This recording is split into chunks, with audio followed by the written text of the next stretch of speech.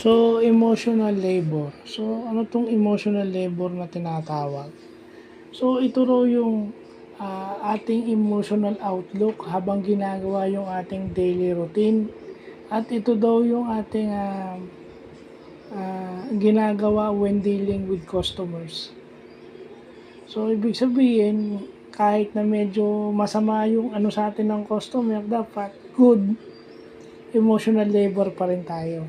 Kasi pagka hindi tayo nagbigay ng magandang emotional labor, pangit yung magiging ah, connotation o notion sa ating trabaho. Masama yung iisipin nila doon sa ating trabaho. At pati yung kumpanyang pinapasukan natin, apektado. So wala akong itatag dito kasi ano to general to. Lahat ng tao may emotional labor. Kumbaga ito yung yung emotional state mo dapat. Okay? Prescriptive yung gagamitin ko kasi dapat. Pero minsan, yung totoong nangyari, yung descriptive statement under UMS do, minsan kabaliktaran. Di ba?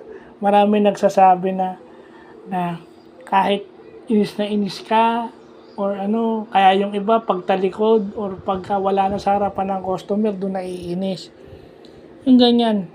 That is emotional labor, yung kahit na ano ka, nagpipigil ka because you know the consequences. So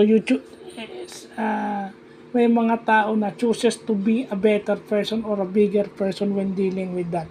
At aaminin ko hindi ako ganun.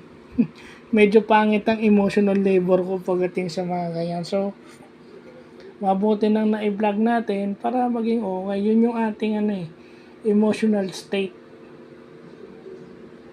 Kaso kasi hindi natin maiwasan, may mga problema tayo sa pamilya, may problema tayo sa bahay. Hindi natin maiwasan na nakaka-interfere dun sa ating trabaho. Tapos may mga problema tayo sa trabaho na nadadala natin sa may mga ganyan. Kahit na gano'n ka minsan hindi mo maiwasan. Because habang nagtatrabaho ka, bumibigat din yung labor mo.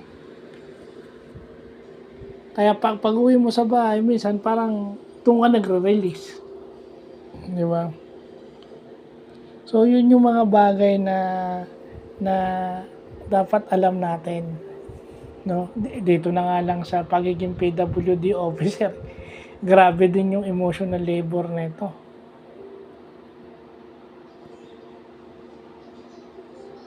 So,